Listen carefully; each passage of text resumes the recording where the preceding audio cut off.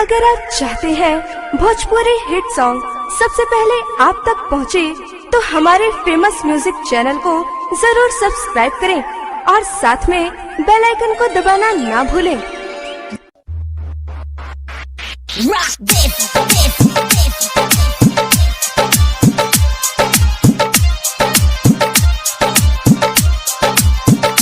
संगीत बाय सागर मन्ना।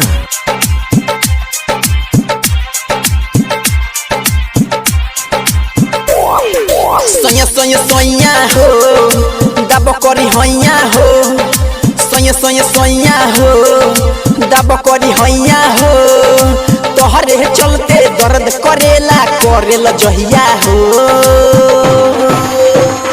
ए सोया सोया सोया हो माइरे दब करी हैया हो, सोया सोया सोया हो दब करी हैया हो, तोहरे मारे दर्द करेला जहिया हो।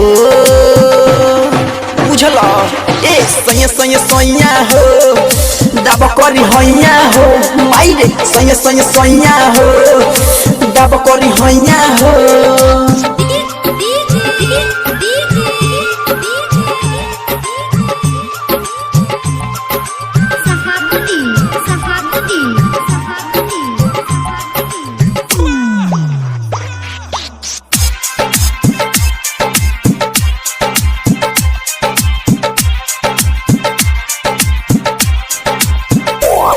अरे करे बेसी चला के तू ऐसी तबो तो मन नहीं भरे, लभर ना हई के सुनो ये सोया चल जाई दोसरा के घरे।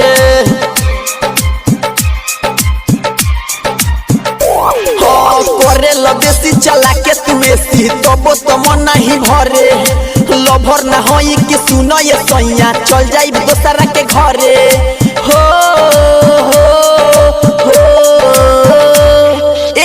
सोया सोया हो माइरे दब करी हैया हो, सोया सोया सोया हो दब करी हैया हो।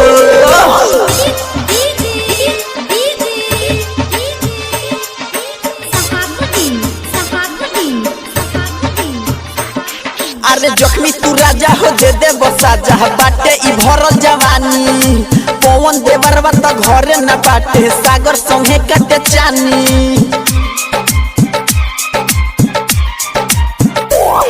अरे जख्मी तू राजा हो दे बसा जा बाटे ई भरल जवानी, पवन देवरवा त घरे न बाटे प्रेम संगे काटे चानी। हो ए सोया सोया सोया हो आउच दब करी हैया हो, माइरे सोया सोया सोया हो दब करी हैया हो, तोहरे चलते दर्द करेला जहिया हो। सोया सोया सोया हो आउच दब करी हैया हो, सोया सोया सोया हो दब करी हैया हो, सोया सोया सोया हो।